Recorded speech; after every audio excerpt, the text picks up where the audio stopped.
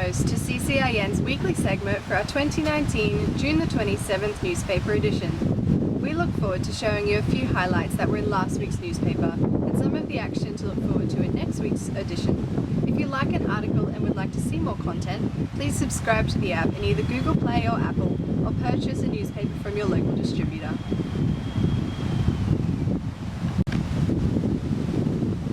"2019 debutantes splash high society glamour upon telly." Here is the action as captured by Sean Dent. The 2019 Catholic Debutante Ball, held at the Multi-Purpose Centre in Tully, was a spectacular success for the 32 young ladies, their partners, their families, and for the outgoing organiser, Maria Lafauci. The evening started off with the precision of a Swiss watch under the experienced hand of Lafauci in her 27th year as the driving force behind what has become the glamour event of the year for the region, with dresses and suits that wouldn't be out of place at an Academy Awards ceremony. The official party members were introduced and made their way to the front. Many dignitaries and a few politicians were among the officials, the most prominent of whom was Father Kerry Crowley, who waited at the top of the hall to greet and acknowledge each debutante. This is what the young ladies had prepared weeks for, practicing walking tall in their long tailored gowns and elegant high-heeled shoes, with their respective partners on their arms, making sure every protocol was adhered to.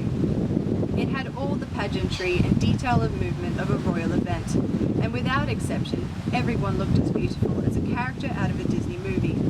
Then came the formal dance part, where we learned they'd spent hours upon hours perfecting their moves in the weeks leading up to the ball. There were 4 formal dances, and this was definitely the most intriguing part of the evening as an observer, because it came across as metaphoric of the debutante experience. In years past, the Debs Ball was a coming-out party, a ritual where parents and friends got to witness them transforming from girl to young lady before their eyes.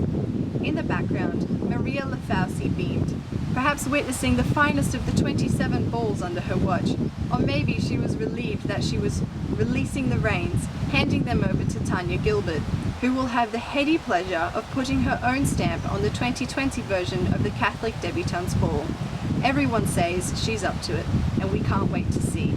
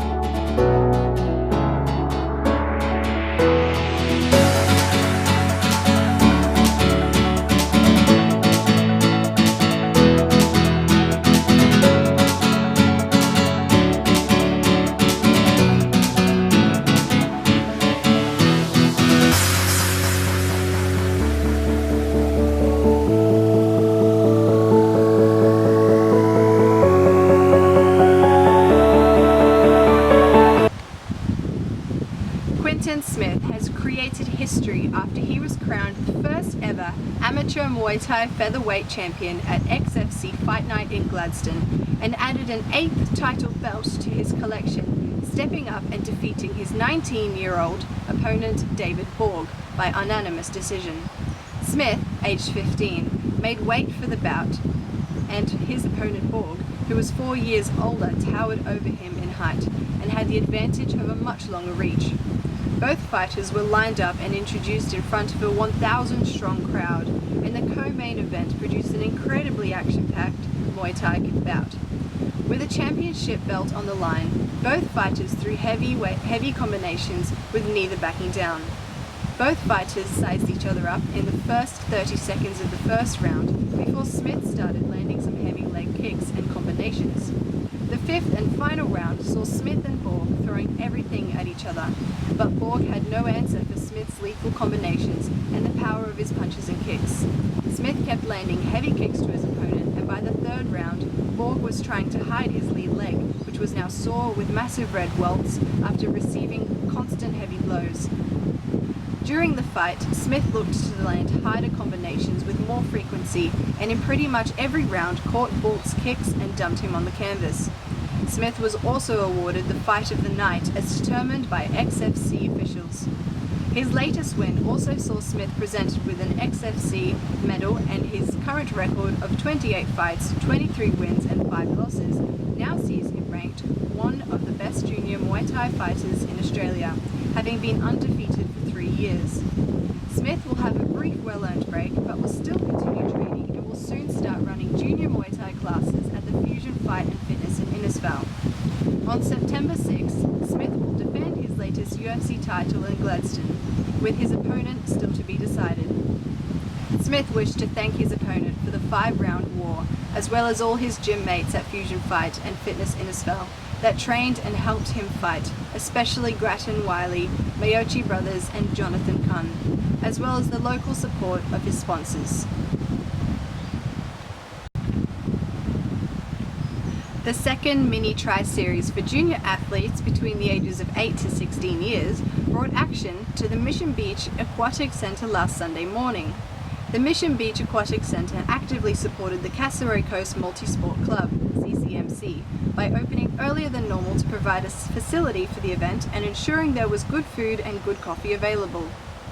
The event has come together due to the strong community focus of the local Mission Beach community. The CCMC is run by volunteers who offer their own time to ensure there are positive activities available to up-and-comers. Last Sunday, between 12 and 15 CCMC members volunteered their time throughout the event to ensure that it happened. We are a volunteer club, so everything, all the organisation and the prep and all the documents, everything is done in volunteer time. Because we are in an amazing community, we always have the parents turn up and say, "How can I help? What can I do?" said Richard Blanchett, president of the Cassowary Coast Multisport Club. To produce an event like the Mini Tri-Series requires people who have a vision and who are willing to put in the effort in to outwork that vision. Rod Harris and the crew at Cassowary Coast Physiotherapy and Jeff Coward, a current member, the former president of CCMC, were dedicated to the cause from the very beginning.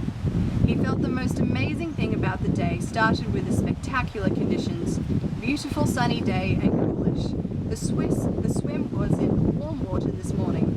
That's always a nice icebreaker when the water is warm. The real winner with these triathlons is always having juniors, the next generation of runners and riders and swimmers participating and enjoying themselves, said Richard.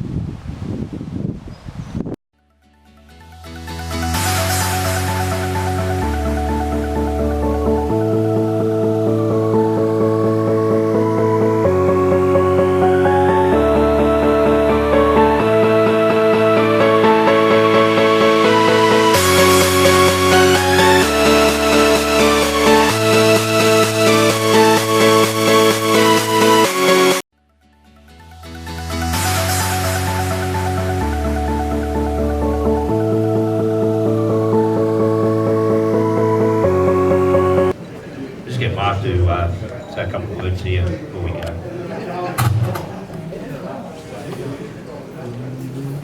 Well, welcome everybody. I know we're just finishing the event.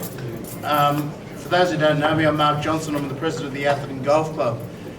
So the first thing I'd like to say is thank you to all the visitors who turned up here to attend and take part in the event, and I hope you've enjoyed the course and everything else. For those that don't know it, Green Superintendent is Brendan Clark, and he really has done a fantastic job in preparing the course to the standard that you've all seen it over the last couple of days. Unfortunately, Brendan's golfing prowess over the past 2 days, he set the pins up, just didn't match up to that. But certainly what Brendan's done and his team have done to prepare this course to the standard it is, with some pretty awful conditions over the past few months, is really fantastic. So thank you to everybody for turning up here.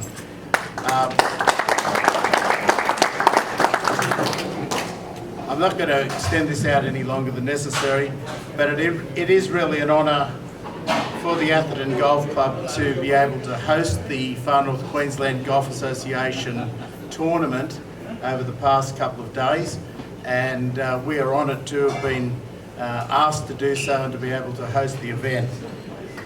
So without taking the matter any further, I'd like to thank those members of the FNQGA who have prepared a pretty well prepared event, particularly the President Stewie Worth, Gavin Camilleri, Ross Sheehy, Anton Bowie, I think is gone now, and Craig. Oh, Craig is around. Over there.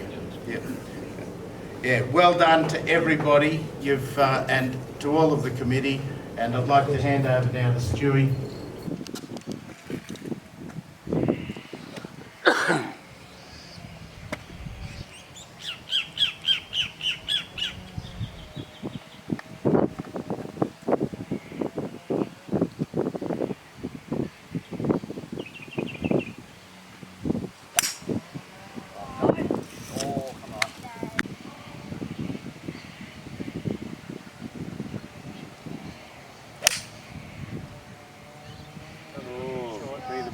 Be the ball.